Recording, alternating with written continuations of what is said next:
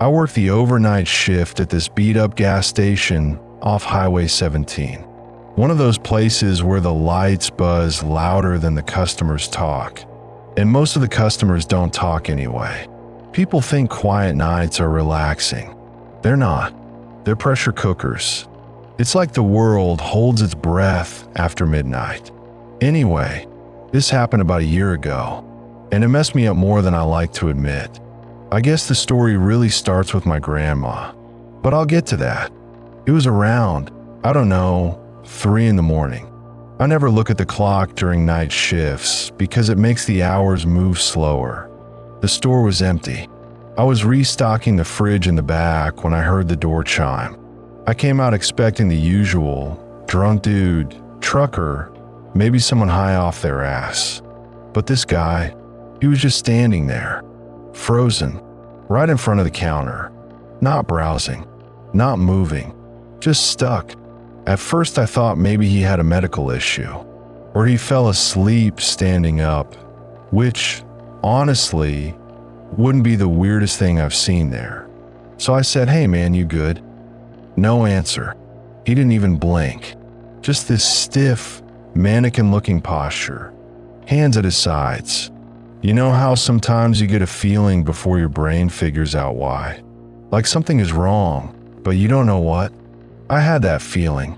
Eventually the guy turned his head toward me. And I don't mean turn normally. I mean, it looked like he remembered halfway through how a human neck was supposed to work. Like there was a glitch in the motion. And when he faced me fully, I swear his skin looked fake. Not makeup fake. More like rubber stretched too tight. The eyes were the worst part. Dry. No shine. Like 2 marbles glued into the sockets. I try to play it cool. "Sir, if you need help, just tell me. You're kind of freaking me out." He opened his mouth like he had to remember how to use it. And then he said, "All good." But the voice, God, it sounded like someone was pushing the words through a rusty hinge. It wasn't even loud, just wrong. That's when something clicked in my brain. Something I hadn't thought about since I was a kid. My grandma's story. My grandma used to tell us this creepy ass tale whenever she wanted us to behave. She'd swear there was a thing, she never gave a name, that pretended to be people. Not perfectly, just close enough to fool you if you weren't paying attention. She said it tried to copy the ones who died, like it played dress up with their bodies. According to her, it knocked on her door once during a snowstorm, looking like her late husband, but the details were always a little off. Eyes too wide, skin too smooth, voice that didn't match the lips. As a kid, I assumed she was just trying to scare us away from wandering outside at night. But standing there in my gas station, staring at this thing with a grocery store mask of a face, I swear every word she ever told me slammed back into my head at once. The guy, or whatever it was, took a step forward. Not a normal step, more like he copied how he'd seen people walk, but didn't understand it. I instinctively backed up until I hit the counter. "You need to leave," I said. My voice cracked. I'm not proud of that. The thing paused, tilted its head, almost like it was listening to something only it could hear. Then it walked toward the door without breaking eye contact. It reached the door, stopped, and very slowly turned its whole body to face me again. That's when its cheek twitched. Just once, like something underneath the skin wanted to push its way out. I felt cold all over. It lifted one hand, slow, stiff, and gave this tiny wave, like a kid who learned how humans say goodbye. Then it stepped outside, but that wasn't the end. I waited until the automatic lights outside turned off again. Then I checked the security feed. The man was still standing there, right outside the glass, perfectly still. The snow, or frost, or whatever, was starting to collect on his shoulders, but he didn't move an inch. He stood there for 40 minutes, just staring at the door, at me, like he was waiting for something. Every few minutes he'd tilt his head again, like he couldn't remember what direction the world was supposed to go. I didn't breathe right the whole time. I couldn't. Around 4:30, he finally walked away, into the empty highway. No car, no ride, just walked straight into the darkness like he had somewhere to be. The next morning, like literally right after my shift, I drove to see my grandma in the nursing home. I didn't even sleep. She was awake, staring out the window. Old, frail, but always alert. I told her the whole thing, every detail. She listened without interrupting. Not once. When I finished, she reached toward me, placed her finger right on my forehead, the same way she used to when I was a kid, and whispered, "Then you finally saw it." Just like that. Like she'd been waiting for the day I'd confirm it for her. I asked her what the hell it wanted, what it really looked like, why it copies people. She just shook her head. "You don't want to know," she said. 2 weeks later, she passed away in her sleep. And the night after her funeral, guess who showed up again? Not inside the store this time, just standing across the road. Same freezing posture, same masked-skinned face, but it wasn't the same disguise. This time, it looked vaguely like my grandma. Not perfectly, just enough for my stomach to drop. The proportions were wrong, the eyes too far apart, the smile stiff and dragged too wide, like the thing wasn't used to wearing a face that old. It didn't come closer. It didn't speak. It just lifted one hand and did that same weird, tiny wave, like it was saying hello, or goodbye, or something in between. I don't work night shifts anymore, and if I ever see that thing again, I honestly don't know if I'll survive it.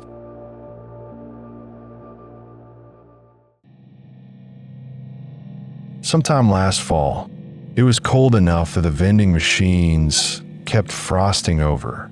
Anyway, I was working the overnight shift at a place called Riverbend Plaza, just outside a small town in northern Michigan. They call it a plaza, but it's basically a giant outdoor mall with too many stores and not enough light at night. I work security, midnight to around 7, the dead shift. Most people who've never done nights think we just stand around and look at cameras. But nights are different. You hear things you're not supposed to hear. You see things you wish you hadn't seen. And the silence. God, nobody tells you how threatening silence can be. My first week there, the supervisor, Marlon, told me something I never forgot. If the plaza ever goes quiet, like completely quiet, don't ignore it. Silence means something's wrong. Something's missing. At the time I thought he just meant another fuse box tripped, or a drunk guy unplugged a speaker. Turns out he meant something else. Something way, way worse. About 7 months into the job, one of our guys, Luis, lost his dad. Everyone on staff liked him, so a bunch of guards took time off to help with the family stuff. For the whole week, it was just me, Marlon, and Becca covering the entire plaza. 3 guards for a place that usually needed 8. No backup, no quick response. Just 3 idiots with tasers, radios, and a lot of blind spots. I got assigned to the north wing. That's the side with the food court, the shoe outlets, and that giant athletic store that smells weird even though it's brand new. It wasn't totally awful though. The plaza had background music that played nonstop. Some corporate playlist of hits from the last 10 years. It looped forever, but kept me sane. As long as the music was playing, things felt normal. But if the music stopped, well, you'll see. It was a Friday night around, 11:30. I was in the athletic store, trying on sunglasses like an idiot, humming along to whatever song was playing. And then, nothing. No music. No hum from the vents. No soda machine buzzing. Just dead, thick silence. If you've ever worked nights, you know that feeling when your stomach drops and you think, oh no, oh hell no. I froze. Then my radio crackled. "Marlon, Unit 3, you good?" Music cut out on our end. "Me, yeah. I'm checking it now." I jogged toward the food court. Rain was slamming the glass so hard it sounded like gravel. As soon as I walked in, I knew something was wrong. The soda machine was sitting at a weird angle. Nobody touches that thing. It weighs like 500 pounds. "Hello." My voice cracked. I hated that. No answer. Just more rain. I ran to the tech room, the one with the PA system. The door was hanging off the hinges. Kicked open. I pulled my taser before I even stepped inside. The whole sound system, smashed, ripped apart like someone took a hammer to it over and over. But here's the part that bothered me. Nothing else was touched. Not the computers. Not the cash box. Not even the chairs. Just the sound system. Almost like someone wanted the silence. I radioed the others and hid in that room until they arrived. We swept my whole area, found nothing. So we went to the security office to check the cameras. We scrubbed back to 11:28 p.m. At first, nothing. Then the entrance doors open, and someone steps in. A guy.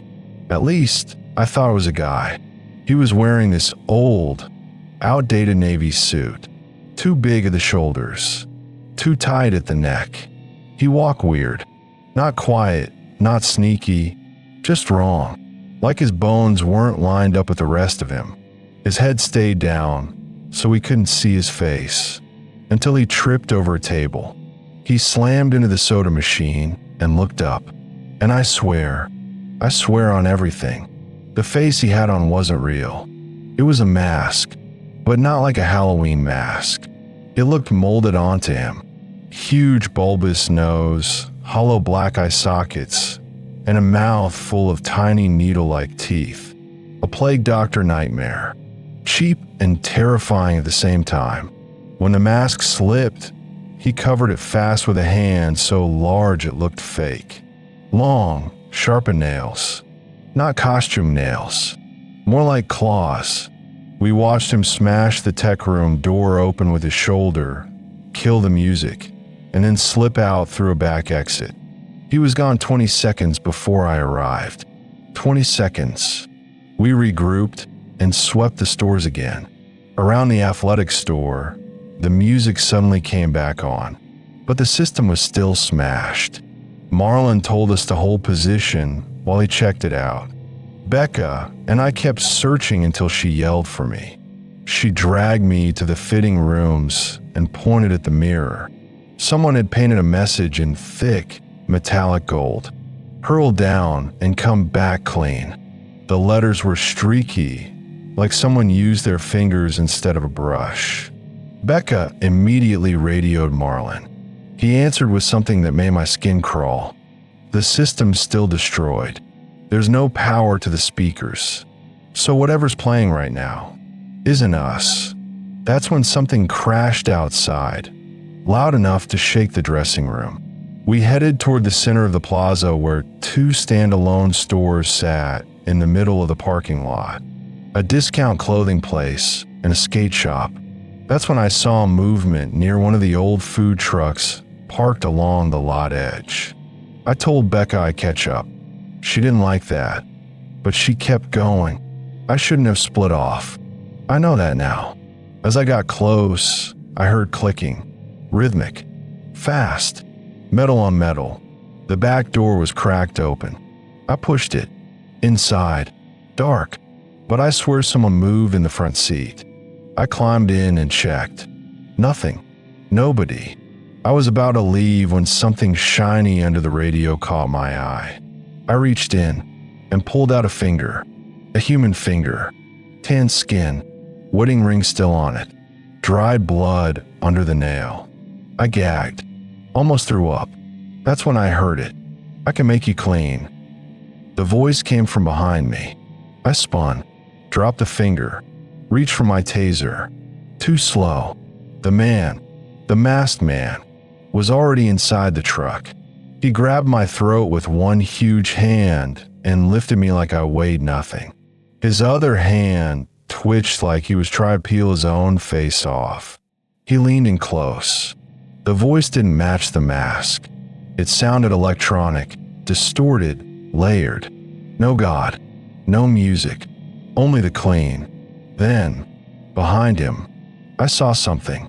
I still don't know if it was real or if I was losing consciousness, but I saw a face behind the mask. Not a human face. Something stretched and wrong, like a horse skull fused with a human jaw, long and cracked, with a sigil burned into its forehead. A triangle, with an X carved inside. He slammed my head forward, and everything went black. It wasn't like fainting. It was like dropping into a nightmare instantly. I was strapped to a metal chair in what looked like a freezer. Pipes dripping, concrete walls. But it wasn't cold. The door opened.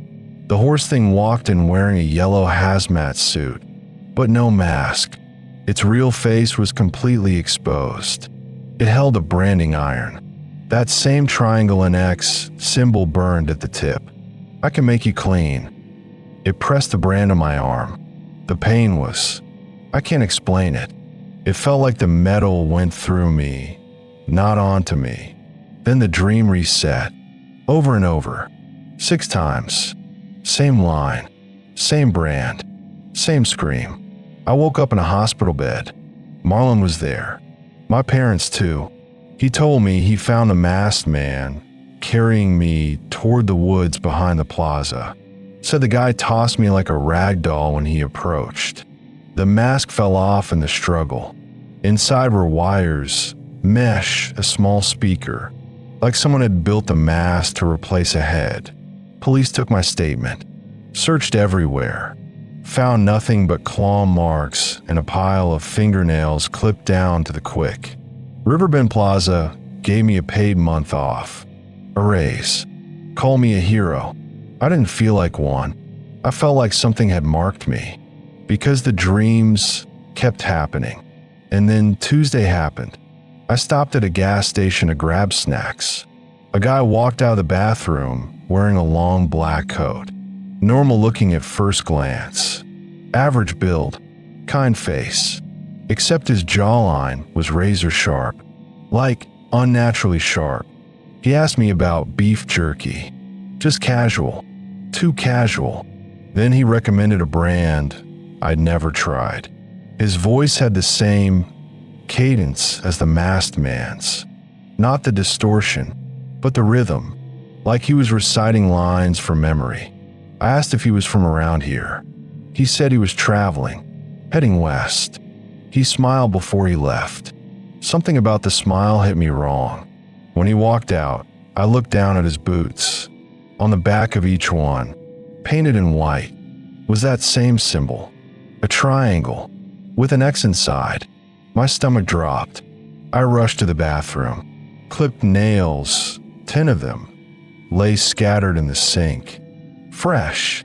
I ran out in time to see him pull away in an all-white sedan with no plates. I called 911, filed a report, gave the description. Nothing's turned up yet. The police think he's traveling cross-country, moving from plaza to plaza, town to town, looking for someone else to clean. I don't know who's next. I don't know what that symbol means. I don't know what I saw behind his mask or in that dream. But I know this. If you work nights, especially in a mall or food court, and the music stops, run, because silence isn't empty. Silence means something else is listening.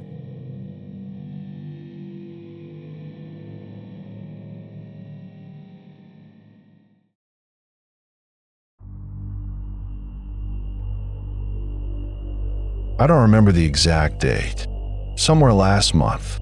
I know it was a Tuesday, or maybe early Wednesday. Everything from that night feels out of order now. Like someone shuffled the memories around before handing them back to me. Anyway, I used to work the night shift at a small off-brand donut place. Not Dunkin', but basically the same thing. It was called Sunrise Brew, which made no sense because it was always dead at night. The job wasn't bad. I was alone most shifts. Clean the counters, restock the case, try not to fall asleep. The usual. Before I tell you what happened, there's something I should mention. A moment from a few months earlier. I don't know why, but it keeps replaying in my head like it actually meant something. One afternoon, this tiny kid came in, maybe 6, little pink coat. Looked like she'd dressed herself in the dark. She put 6 nickels on the counter and said, super serious, "Can I buy a dozen donut holes? It's for my celebration." I didn't ask what celebration. Kids say weird stuff. I told her, a dozen is more than 6 nickels, but let me talk to your mom. Her foster mom came in eventually. She looked exhausted, eyes all puffy like she'd been crying for months, not hours. She leaned in and whispered, "She keeps saving coins for her birthdays. She thinks if she pays for it herself, she won't get taken away again." I pretended I didn't hear the last part. I packaged the donut holes, slid them across the counter, and said, "No charge, it's on the house." The girl looked at me like I'd just given her a spaceship. And the mom, she touched my arm and said something that I didn't understand at the time. Some people, they don't belong in this world anymore, but they still wander through it. I thought she was talking about herself, or some poetic grief thing. Now I'm not so sure. Anyway, back to the night shift. It was around midnight, maybe 1. I had just started restocking the shelves in the back. That was when I smelled it. Rotten eggs, but stronger. Chemical, burning. I covered my nose with my sleeve and looked around for something dead. A rat, a bad box of eggs, anything. Nope. The smell got so strong that my eyes were watering. So I ran out to the front for air. When I grabbed my keys to go grab the deodorizing spray from my car, the smell followed me. It spread through the whole store in seconds, like it was chasing me. I bolted outside, and that's when I saw him. There was a man standing at the front window. Black hoodie, hood up, head tilted just slightly, like he was listening to something inside. I said, "Hey man, don't go in yet. Something in there stinks. Might be toxic." Nothing. He didn't even twitch. I stepped closer. That's when I noticed his jeans. Soaked, like he'd walked through a lake. Water just dripping off the cuffs. I asked, "Are you okay?" Still nothing. I turned to look toward my car for the spray. And when I turned back, he was gone. Like gone. No walking away. No sound. Just gone. I looked around the parking lot. It was empty. At that point, I convinced myself he was just some guy on drugs, and I went back in. And the smell? Completely gone. Like it had never existed. I checked my phone to see how much of my shift I had left. It said 4:03 a.m. I had started my shift at 10. I swear to God, it had only been 2 hours. Maybe 3. But 4? No way. I told myself maybe I lost track of time. Maybe I was zoning out from boredom. But it didn't feel right. My brain kept saying, "You missed something. Something happened." I tried to calm down and get back to work. That lasted maybe 3 minutes. A loud thump hit right next to me, loud enough to feel in my chest. When I looked up, the metal shelving rack I'd been stocking, it wasn't beside me anymore. It was on the opposite side of the kitchen, like something had thrown it. I whispered, "Nope, no, forget this," and headed for the kitchen door. I grabbed the handle. Blocked. Something was keeping it shut from the other side. That's when I felt it. Cold water, dripping on my leg. I turned my head slowly, and he was behind me. He was so close I could feel the soaked denim touching my calf. Still wearing the hoodie. Still dripping. I whispered, "Sir." He laughed. Not loud. Not manic. Just this quiet, broken sound, like someone trying to cough and chuckle at the same time. I panicked and slammed my shoulder into the door. It stayed shut. I didn't want to turn around again. My body wouldn't let me look at him. So I did the dumbest thing ever. I swung backward with my fist. I hit nothing. The pressure behind me vanished. I tried the door again, and it opened like it was never locked. That was it. I clocked out without even clocking out. I just grabbed my keys and ran. When I reached my car, someone was inside. Driver's seat. Head leaning forward onto the steering wheel. Black hoodie. Of course. I called the cops. They told me to go back inside the store and lock myself in. Absolutely not. I wasn't trapping myself in there again. So I ran into the middle of the road and sat on the median. Cars usually speed down that road all night, but not that night. I didn't see a single one. And the man in my car, he slowly lifted his head. I couldn't see his face. The hood ate all the light. He raised a phone to his ear. I checked my pockets. My phone was gone. I followed the route I'd run with my eyes, trying to see if I dropped my phone. Nothing. When I looked up again, he wasn't in the car. He was standing right in front of me, holding my phone out to me like he wanted me to take it. That's when I saw his face, or what was left of it. One eye missing. Something crawling out of the empty socket. Skin peeling like wet paper. I fell backward into the road. He stepped toward me. I kicked his leg, more out of panic than strength, and he dropped my phone. I sprinted to my car, fumbling with the keys like an idiot. When I finally got it started, I looked toward the median. He was standing there again, perfectly still. He lowered his hood. Half his face was gone, completely gone. Not burned, not cut, just absent, like someone erased it. I floored out of there. I didn't look back once. When I got onto the highway, I checked the digital clock on my dash. 2:57 a.m. I checked my phone. 2:57 a.m. Before all of this, back inside the store, it said past 4. My watch had frozen. Time wasn't making sense anymore. I drove home shaking, let my dog out of her crate, turned on every light. I haven't turned them off since. So, that's it. That's what happened. I don't know what that man was, or why he smelled like sulfur, or why he was soaking wet, or why time kept skipping around him. But the foster mom's words keep echoing in my head. Some people don't belong in this world anymore, but they still wander through it. If anyone knows what I ran into that night, please tell me, because I'm scared that whatever he wasn't finished with me.